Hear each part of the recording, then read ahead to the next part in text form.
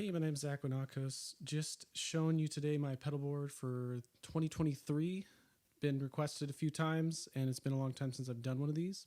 So just wanted to go over what's new, what I'm doing, how I'm getting my sound, just generally some helpful things that I've learned, and hopefully it's helpful for you. So to start off, just wanted to share the guitar that I'm mainly using this year. It's a Gretsch Black Falcon Player's Edition. This is a Pedal Train Junior Max, which is a little bit wider than the Pedal Train Classic, which is what I had previously. Essentially, I'll go through my signal chain first, because some of it's underneath the board, and then I'll go through the sounds. So first of all, go straight from the Ernie ball tuner, straight through my compressor below, and then it comes back up through the REVV Tilt Boost, and then through the Jupiter Fuzz, and then into my switcher. So that's the first part. So I'll show you the bottom as well in a second. And then without any other pedals on right now, it's just going straight through everything that you see, and then finally going through the Simplifier DLX XLR out. So we'll go ahead and I'll show you what that sounds like, and I'll show you the bottom here in a second. So here's the bridge pickup.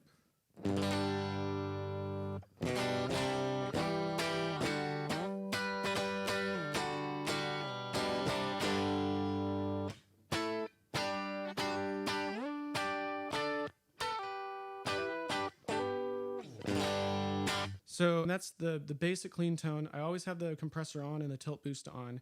I just find that those two things combined, the compressor gives it, obviously some sustain. It kind of mellows out the highs and lows. It also has like an output boost. So the volume on this guy, on the Barber Tone Press, which I'll show you, is about, I'd say like maybe 1 o'clock. So a little bit more than noon. So it's a pretty good boost. It doesn't color the tone. And then same thing with the Rev Boost, Tilt Boost. It essentially is EQing it a teeny bit. And giving it some more boost. I'm not using the drive section on this at all. So that's my clean tone. So we'll take a look underneath the board now. All right, so basically what we've got going on here is you can see my tone press, and we also have a few other pedals underneath. You can see at least 4 or 5 pedals here, and then a MIDI junction box. And then we got a USB-C charger there as well on the right-hand side there.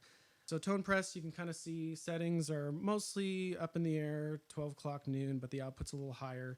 And then when we get into my loop switcher by TheGigRig Quartermaster 6, which is like an original one that I've had for a long time, that's where the Lightspeed PitchFork, that's a Neunaber stereo wet reverb. And then you got the Suhr Jackrabbit tremolo, which again, I'll kind of go in more details in a second. And then it's all powered by Pedal Power Mondo with a few at the right side, you can see a few splits. So that's the only thing about this board that has yet to be updated. So there's a little bit of noise still because of just this being an older power supply and kind of older technology, but it powers everything really well for now. And my budget's out for this year. So that's what we got going underneath. But yeah, that's mainly the bottom. So lots going on. And like I said, the tone press is always on. The rest of them are activated with the loop switcher. So we'll go back to the top. So yeah, basically that's the beginning of it. That's kind of the layout. So we'll just kind of start going through things. So obviously we got the volume tuner. And we'll go ahead and go through the drives now. So this would be the first 3 on the right-hand side going to the left of the looper. Real quick though, I'll show you without the tilt boost what that sounds like.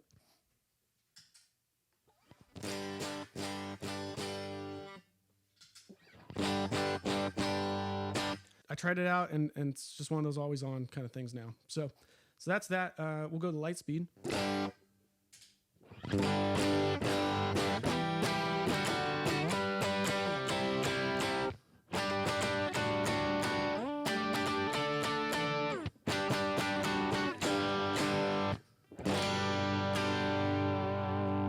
Basically just a boost. Most of the time I'll leave the Lightspeed on, even for clean stuff. So you get a neck pickup.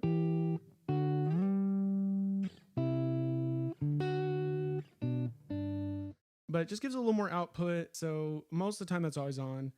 I haven't really found a way to replicate that pedal with other boosts and things. It's just, for some reason, that pedal plus the tilt boost plus the compressor just really creates a very edge of breakup tone with the DSM Simplifier. So I think because it's not a real amp, and we'll get to the Simplifier in a second, but because it's not a real amp, I think it just requires a lot more front end push to kind of emulate more of that tube response I'm looking for, and that playability response, that sort of feel that you get when you play a tube amp. I've really just found that those pedals stacked really start to replicate that just by itself it can't seem to replicate. So lots of trial and error.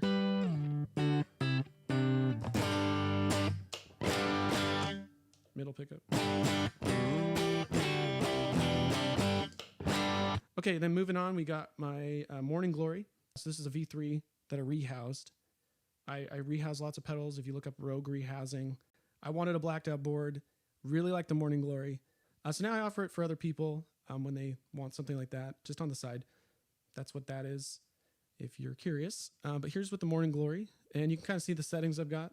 One of my favorite overdrives. So here it is.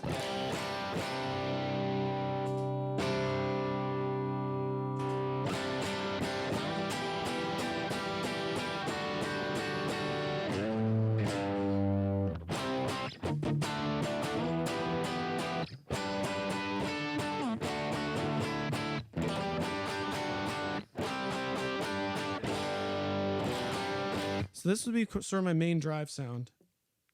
Unless I'm pushing it, this would be kind of that standard.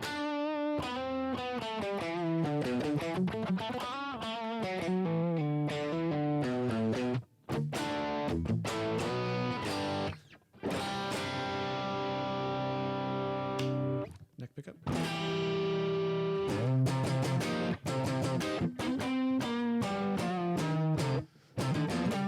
So there you go. And so then when I'm really pushing things and I want to just cut through the mix a bit more, or it's like a heavy bridge or heavier chorus, that's when the Mayflower comes in. The sound of it's great. I think the Warhorn is closest thing by Walrus Audio, and I know that they discontinued that as well. So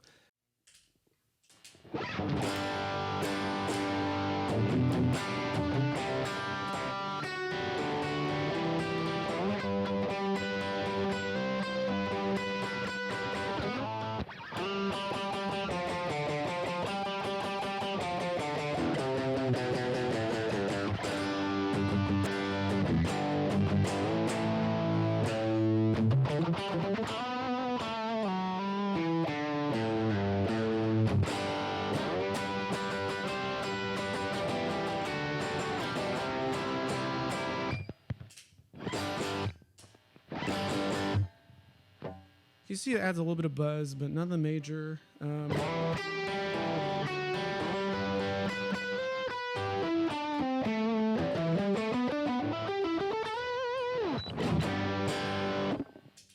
And by the way, no reverb on right now, just only drives. It really does cut through the mix. Oftentimes I'll bump the volume a teeny bit on it just to kind of give it like a solo boost. And then we get to sort of my chorus pedal, which like I said is a stereo wet reverb that I put a new patch on. So it's an older pedal I've had.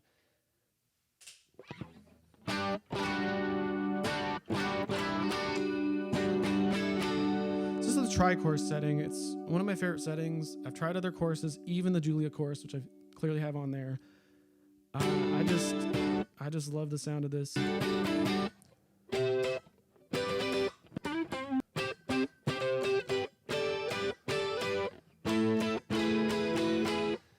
So just great chorus. That's that guy. Settings are, I got most of the mix and the rate kind of high. So going on. So I've got the pitchfork. So you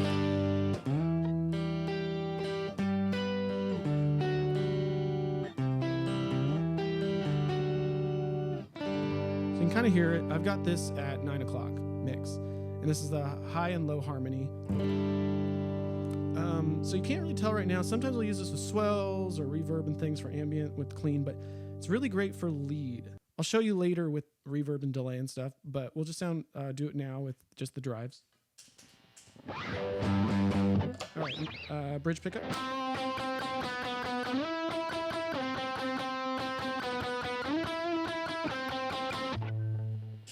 Adding the pitchfork.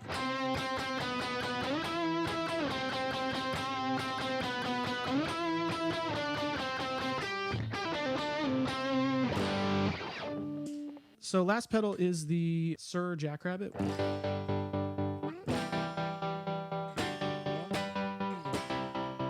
I don't really use tremolo all that much, but it's kind of one of those cool things to have. And I do have it hooked up to my tap tempo, which is the disaster area micro clock.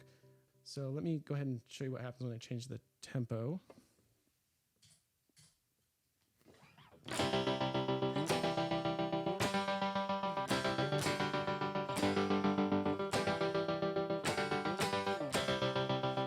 So kind of cool. You can get real crazy if you want.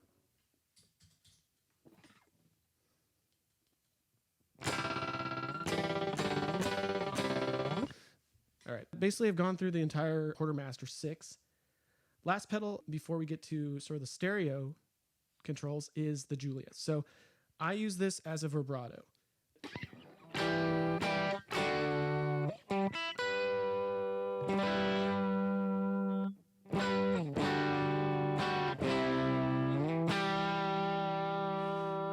This is very subtle. Kind of gives you a lo-fi vibrato. I have it very subtly on there.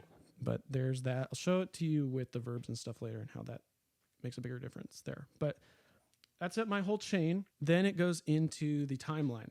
Timeline then becomes stereo output, goes stereo in, stereo out, from timeline to Big Sky, stereo in, stereo out, Big Sky to Microcosm, Microcosm stereo out to Simplifier Deluxe. And just right in the front, not using the effects loop on the Simplifier Deluxe. I'll tell you why when I get to that pedal. But here's some of the delays.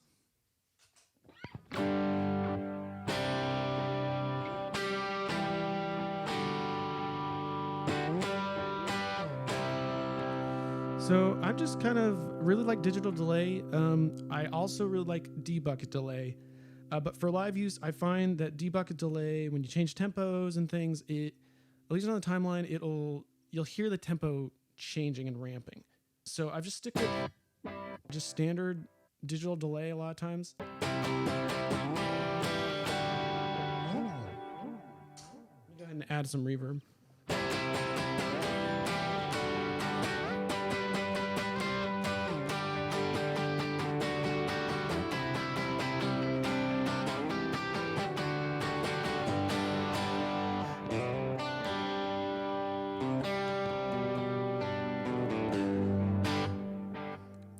And I'll show you kind of what I use for like solos and like higher leads and stuff.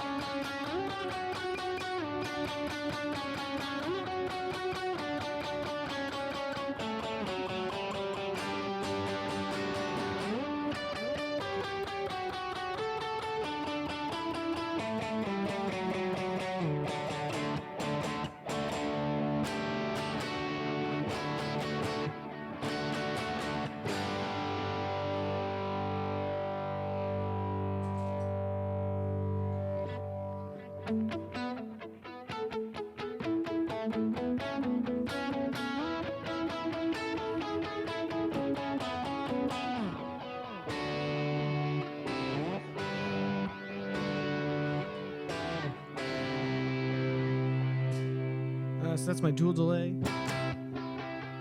I do like that one. I could show you a bunch of delays, but honestly, there's a lot of great videos out there.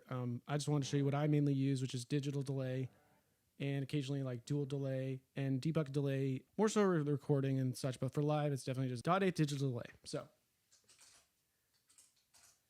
okay, so onto reverbs. Here's just sort of that clean, and I'll leave the delay off for a second.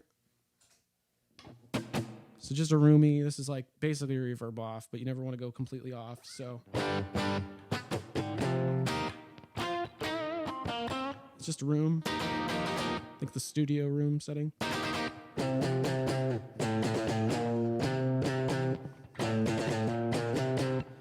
And then ambient stuff. So I basically right now, I kind of only use this one reverb for pretty much everything else. And the way that I control it is through the Jet MCX. So here would be like lower ambient setting.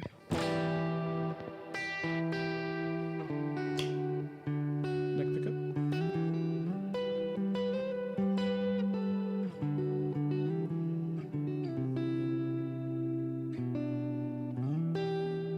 And then what I do to change some of these things is I basically use the foot pedal So you can change an expression. You can plug an expression pedal to this pedal, to the Big Sky, and you can say heel settings of the expression pedal are going to be the mix at this, the decay at this, whatever other settings. And then toe is going to be, etc. The same thing, but maybe higher settings. So I have those set, and instead of using expression pedal, I use the A, B, and C of the Jet MCX to basically send MIDI to tell it to be at 0% on the expression pedal, 50%, and 100%. So it just basically emulates heel, middle, and then all the way down. I find that way better than having an expression pedal. It's easier to trigger. So here is you can see, if I click this, we're at 1 second decay, and then you also have mix at fairly low.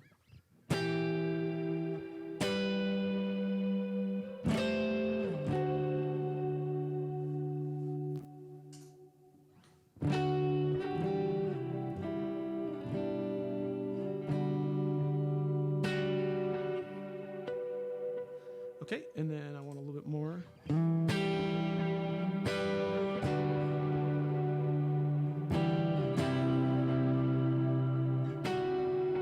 Or I want a lot.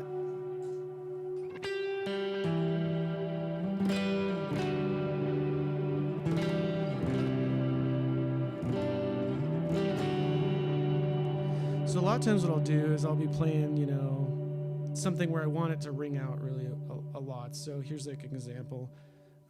Say we're playing a chorus thing and then we drop out into a bridge where there's no more instruments.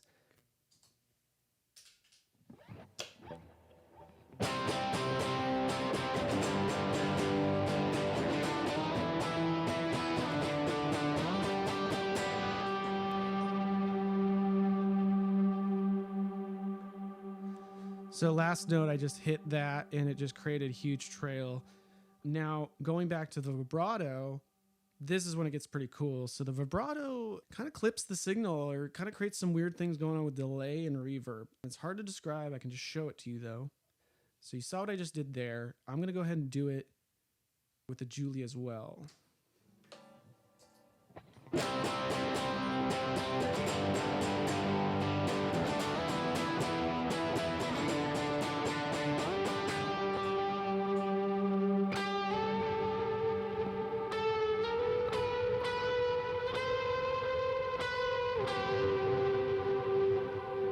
Here's with it off.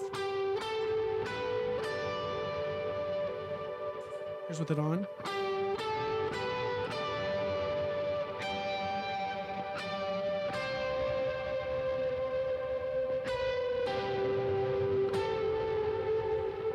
So it really creates this weird clipping with the vibrato. It's very subtle, but it makes a huge difference.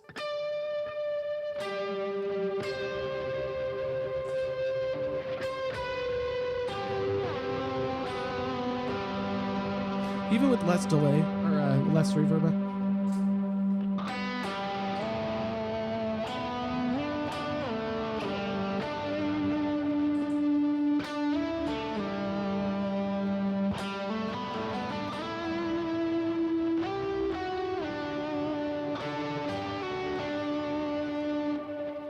Hopefully you can kind of see what I mean there.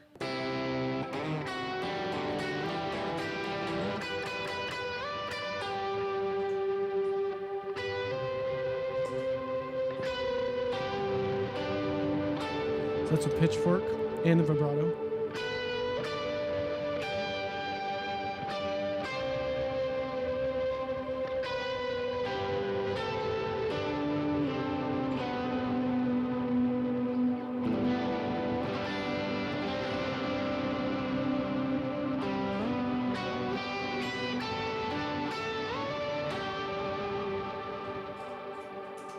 Here's some drive and reverb with the chorus pedal.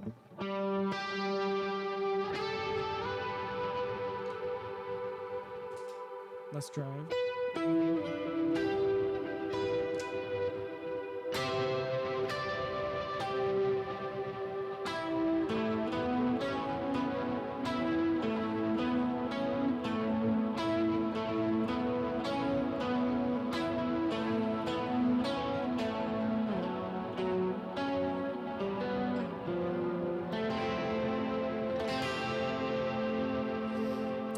So that's kind of how a lot of those modulation pedals sort of begin to interact with the drives and the reverbs. It just sounds massive at the end. Okay, so that gives you sort of a taste of the drives and reverbs. I could go a lot longer on these, and then after those two, like I said, it goes to Microcosm. And the Microcosm is sort of like, I'm still figuring it out. I think most people that own this pedal are still figuring it out, but it's pretty safe to play on the mosaic setting. And just generally, like, it creates a lot of cool samples. It's great for songwriting. Sometimes if there's like ambient moments in a set that you want to just fill the space and have something interesting, and Microcosm's your guy. So I'll just kind of show you a couple things on there, but like the other two, like Timeline and Big Sky, you really just should look up in our video and see kind of what they do. So what I tend to do with this one is I'll use these settings. So let me turn it on. This is on a preset, so that's why it's a red and blue, but let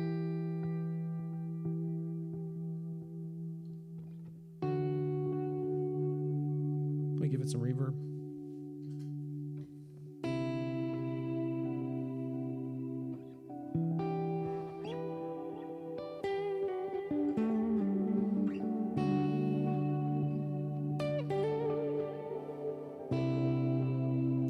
So it kind of starts to generate things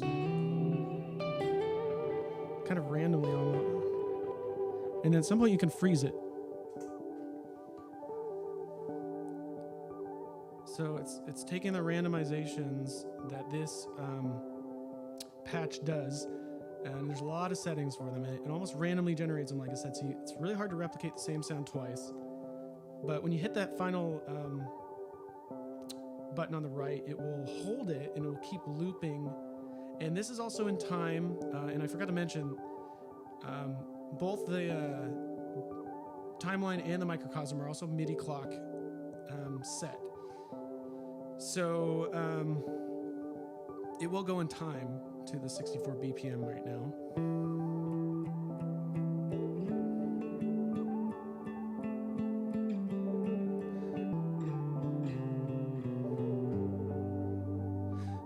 Really cool pedal. It's like one of those, I really don't use it live a whole lot, but it's really fun to mess with. So that's why it's there. Let me show you one more patch that I like. So this is Mosaic, but sort of with a little more oomph.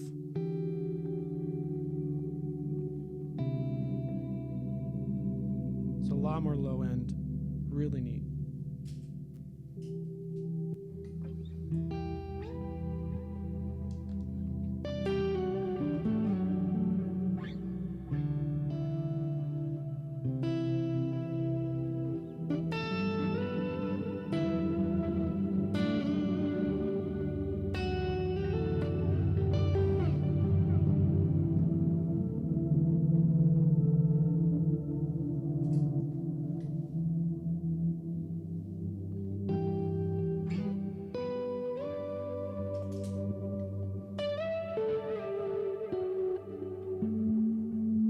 Pedal on.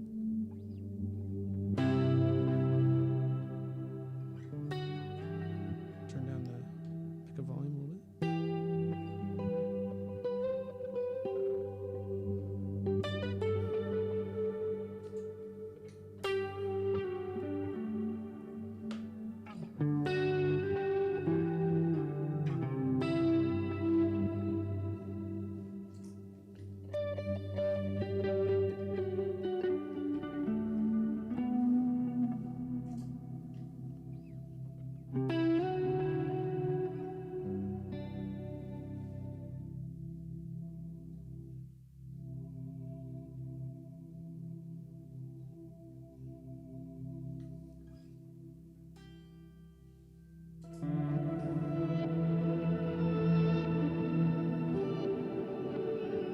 This is mixed fully up, no dry signal.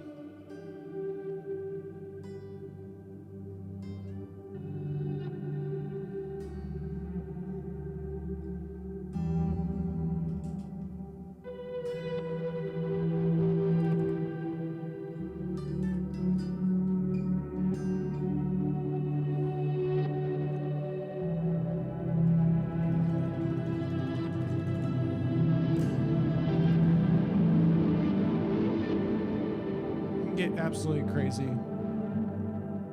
that pretty much sums it up. I always forget this one, forgot on the last review I did a long time ago, which is the Fuzz. So we'll just do that one real quick.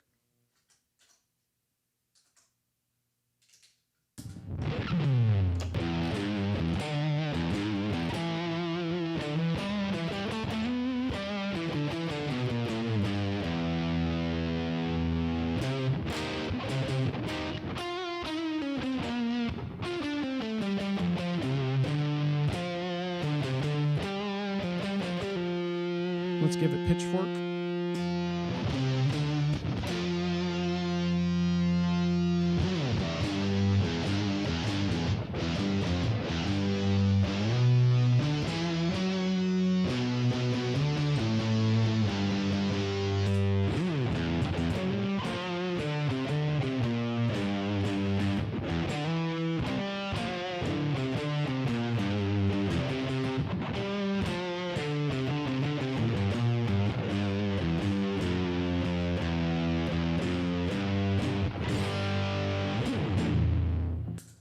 That kind of sums up the whole board. Next is going to be Simplifier Deluxe. I used the Simplifier original, the very first one that came out, for a number of years. I just found it sounded, I mean, I got to say, so the Iridium, Simplifier, ACS1, all those sort of small pedal amp simulation cab sim boxes are really great. I've really only fallen in love with the Simplifier, and I think it's a lot to do with the other pedals going in and just sort of the feel that it gives. So it is an analog, mostly analog construction. It's not digital like a lot of the other pedals. So it's a little more limited in what you can do. You can't load IRs or anything on there. Because of that being analog, it really gives you tube-like feel. So again, hard to describe if you never played tube amp, or if you go between tube amp and say, some other, like a Helix or something, you'll notice that the sound is there. It sounds like maybe the Vox amp it's trying to create, or the other amp or Fender or whatever. But when you play, there's just sort of like a feeling, the responsiveness, touch sensitivity, all those kind of things. It just feels different. So Simplifier has always felt like an amp or close to it. And I played amps for a long time. I played a Matchless, Lightning, and a Vox, and I've got 4 flights of stairs, so I don't like to move them up and down. That's kind of why I switched and found I really liked it, especially in stereo. So like I said, stereo in. The way I have it set up is it actually does parallel 2 of the amps in there. So on the Simplifier Deluxe, there is a sort of a regular amp and a boosted version of the amp. And you can get a foot switcher to switch between the two if you want, or you can kind of run them in parallel. So that's why the volume's different on one of them. One requires a little extra boost to level out the left and the right. But they're both kind of the Vox emulation, I think KT88, and then I'm using the 4x12 stack. I just find that creates the sound I'm looking for. I don't use a reverb on there, kind of don't find it necessary. But why I switched from this regular Simplifier wasn't just because it's black. That was a huge reason. But I can actually bypass the entire pedal through the through port and plug in with this junction box I created. I can do 1 amp out, so I can do a summed output or a stereo output, or I can go straight into amps, or I can just use the amp simulation. I can even go a step further, and with the 2 outputs on the top, it includes the preamp, but not the cab simulation. So it really gives me like 3 different output options, being able to bypass either the cab sim, the amp sim, and the cab sim, or just do both at the same time. Then, of course, you got headphone out, headphone in. And again, like some of these other pedals, it's great. There's lots of videos on this, but headphone out, headphone in. If you have a set and their in-ears are mono, and that's all you have, if you input your in-ear signal and maybe have everything in your mix you want minus your guitar, and then put that through this pedal, and then plug your headphones into this, it will give you your stereo guitar mix and the mono in-ear mix. So if you're playing and mono throws you off, if you're used to stereo, this is a huge workaround and a very useful function, just having that built-in headphone amp and input. It's a very useful pedal. XLR out, like I said, no DI box necessary, lots of function. It's pretty simple, but that's Simplifier. That's why I like this pedal. It works really well for what I'm doing. Maybe something will kick it off someday, but for now, it works great. Okay, so that kind of brings us to the last part here.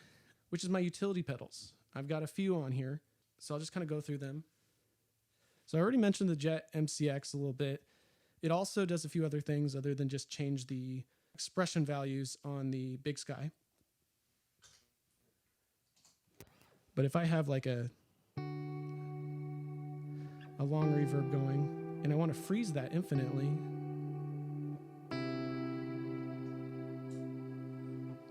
I can hold the B and C together, and now I have infinite freeze. So great pad. So that's one function. And so yeah, the MCX, there's lots of videos, I'm sure, but when it changes color, it's really just moving to a different bank of like the 8 or 9 banks on there, and then switching back.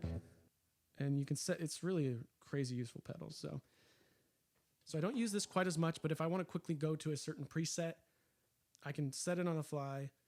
And then connected to the DMC Micro in the multi-jack, I have this foot switch. And this just basically gives it 2 more foot switches. So backstory, I don't have room for a boost pedal. I was using my tremolo as a boost pedal, just using the volume and tremolo off. And I thought, okay, I could buy a boost pedal, or I could just kind of cheat and change the volume boost of my timeline and Big Sky, which I always have on any given point, and kind of create a boost. So when I click this, it'll boost the volume of my guitar by 2.5 decibels on each pedal, so about 5 dB.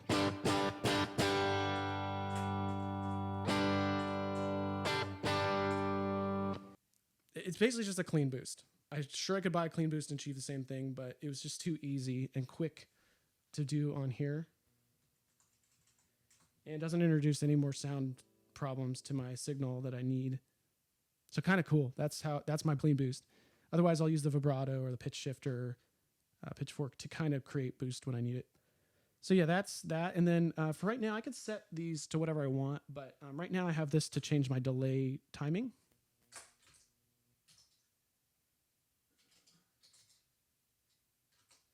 So I have dotted 1/8 delay. Now I have just 1/8.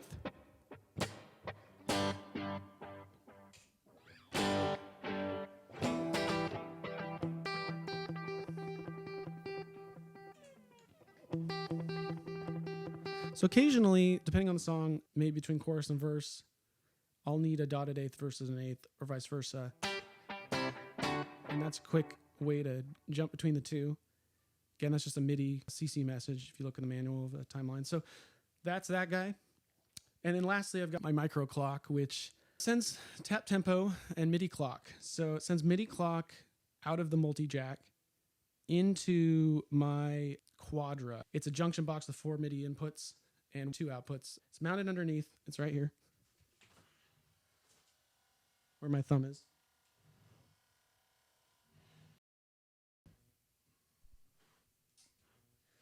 And yeah, so basically that merges my MIDI signals together. Daisy chaining MIDI is really difficult. Doesn't work very well. So really just having them all go to one place and then one output was the best option for me. So all the controllers, micro.clock, the Jet MCX, and the DMC Micro, they all go to that box, get merged together, and then that output will go into the microcosm, which will daisy chain to my timeline and Big Sky through the through ports. And that works really well. As long as you have the channels set correctly, there'll never be any overlap problems. It works flawlessly. And so that's how I connect them all. And then I also have one of the ports of the micro.clock going to the Suhr Jackrabbit. And that's a regular tap tempo out. And then I actually also have one of the ports going to the timeline. So when I switch to any of the D-bucket analog delays, I use tap tempo instead of MIDI clock. And that's because there's known problems with MIDI clock on the timeline. I don't know why that is. It's kind of, you look it up, you'll find them, that this is a known problem. So I just find that it actually won't really produce the right tempo through MIDI clock for any of those. So I have MIDI clock disabled and tap tempo expression enabled on any of those patches that have analog delay. Lastly, very upper right corner above my volume pedal is the Nexus Astro. Like Rogue Rehousing with rehouses, I also have a company called Nexus Designs, and I create sort of Bluetooth page turners. So this basically is like a glorified keyboard. It'll pair to your iPad seamlessly, and you can do left and right or scroll up and down depending on the two modes that are available to page on your iPad for quick cheat sheets, music chord sheets. Really great if you're just going to practice and you haven't had time to look at the sheets, or live you have a long set and you haven't had time to memorize, or whatever it might be. That's what that is. I'll put some links down for both the rehousing and the Nexus Astro. But yeah, that's what that is. It works really great. And that's why I also have that USB-C charger from the courtesy outlet on the Pedal Power Mondo in order to power an iPad if I want to. So, but yeah, that's the full rig rundown for now. Thanks for watching, and hopefully this has helped you a little bit. So thank you.